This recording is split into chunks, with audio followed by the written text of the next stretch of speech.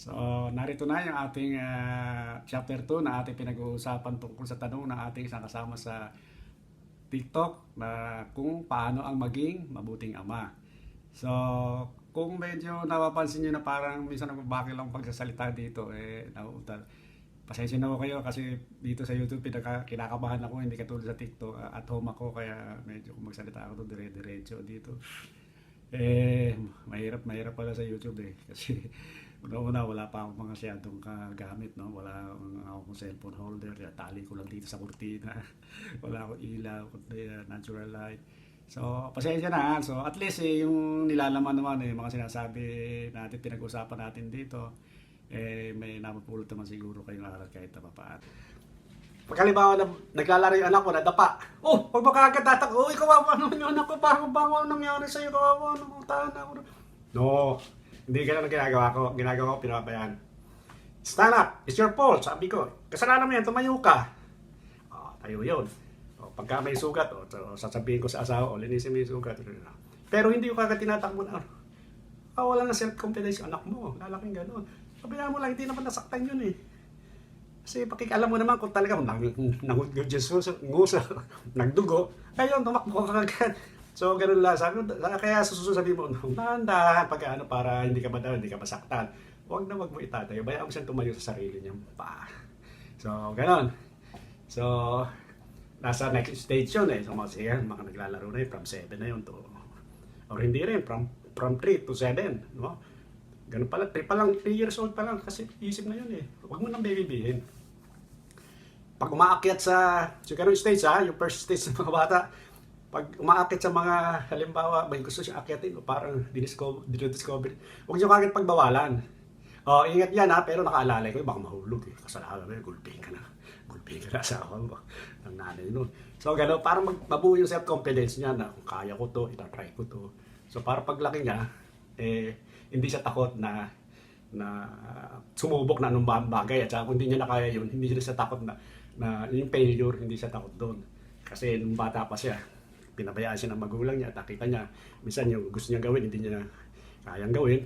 Pagka nakita niya na umiyak na kasi hindi niya kayang gawin yung gusto niya gawin, ipaliwanag niyo na hindi lahat pwedeng gawin na mananalo ka, yung gano'n, di ba? So, paliwanag yung gano'n. So, yun. So, yung next stage, from 7 up, no?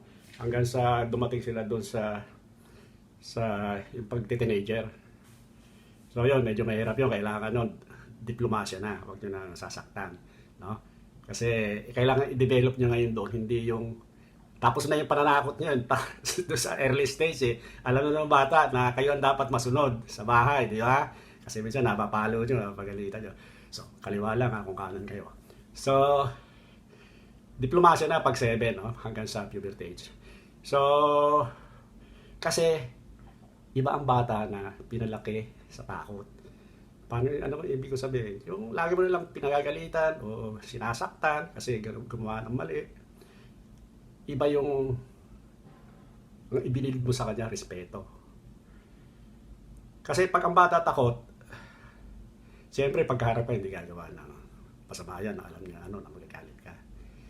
Pero pagka nakatalikod ka, nasa labas, hindi naman ako nakakita ng nanay ko. Hindi mo nalaman, hindi ako mapapalo. Pero pag pinalaki mo sa respeto, na may respeto sa iyo ang anak mo dahil na-diplomasya mo, mula nung 7 taon siya paakyat.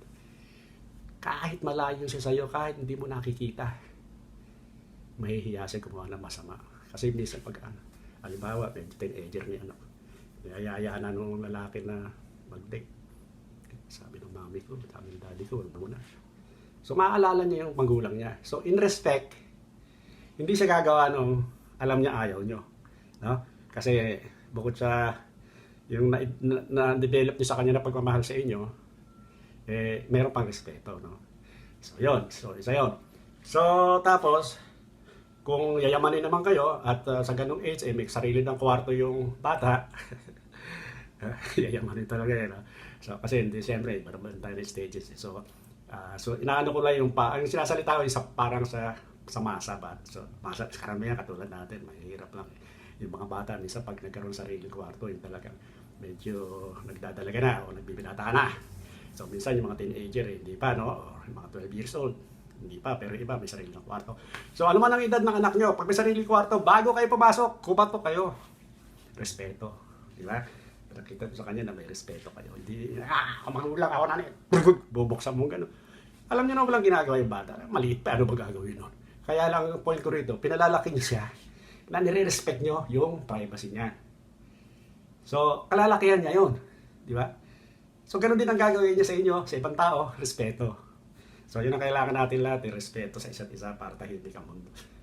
May bigla ako naalala eh. Nung yung anak ko namin, itong bunso na, no?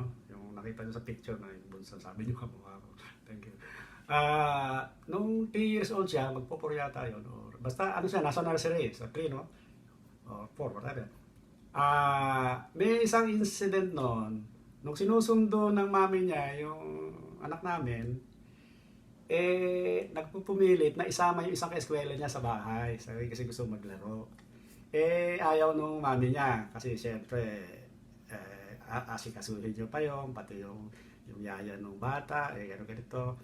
Di ba, busy siya, maraming ginagawa sa bahay, siyempre. Ayaw niya pumayag. Yung anak niya nag-iiyak daw yung anak namin. Wala ako doon, nasa barko ko. So,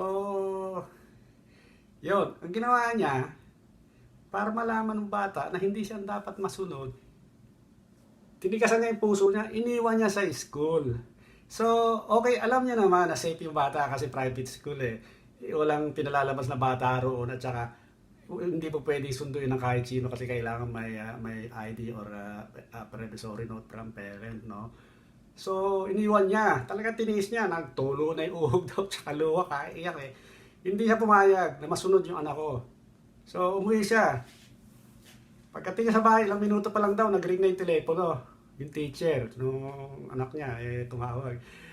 Mapakasundo nyo na po kasi sabi po ni Brent, hindi na daw siya uulit. Doon sinundo niya. So, yun. So, malaking bagay yun, no? Hindi mo pa malalaman yung epekto doon kasi hindi naman agad makikita yung result ng ginawa mong punishment. Punishment na yun sa anak mo eh. Pero hindi mo siya sinaktan. So, yun ang ibig ko sabihin. Yung nga, pag-aaralan mo, yung pagpalaki sa anak, kung sinunod mo yon, talo ka. Kasi, ganito lang pala gagawin ko. Mag-iiyak-iyakan ako, susunod na mami ko. So, nakikita nyo ba yung mga bata na nagtatantrum sa mall o naglulupas sa mall, may nakikita. Kasi hindi binili yung laruan na gusto. Mag-iiyak do, maglulupas ay kinakarga. Nakakita ko ng ganun eh. Siguro nakakita rin kayo, di ba? Yung anak namin, napunso. Napakabait.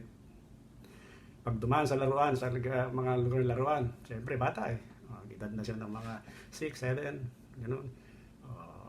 4 or 5, basta yung maliit. Hindi siya nagkukulit. Nabili niya gusto niya laruan. Pag sinabi ng mama niya, wala tayong pera. Sasabihin niya, walang pera. Wala tayong pera, hindi natin yung bibili niya. Hindi maangal yung anak ko. Sige mami, titingnan ko lang. Ayun, pababayaan niya, titingin-tingin yung laro. Pag nasawa, alis na. Hindi naglulupasan. So, ayun, So, malaking tulong yun sa pag-build up ng ugali ng mga bata. Kasi pag in-spoil yung anak nyo, sino magdudusa? Kayo rin mahirapan. Tsaka yung anak nyo. Paglaki. So, yun lang ha. So, hanggang dito na lang kasi mahaba na yung nating marami pa pwede i-discuss eh. Kung paano, marami. Kaya lang hahaba masyado baka wala na manood ng video natin. So, ayun ha. So, huwag nyo lang kalimutan. Life is beautiful. Don't make it complicated ha. Thank you. Bye. God bless.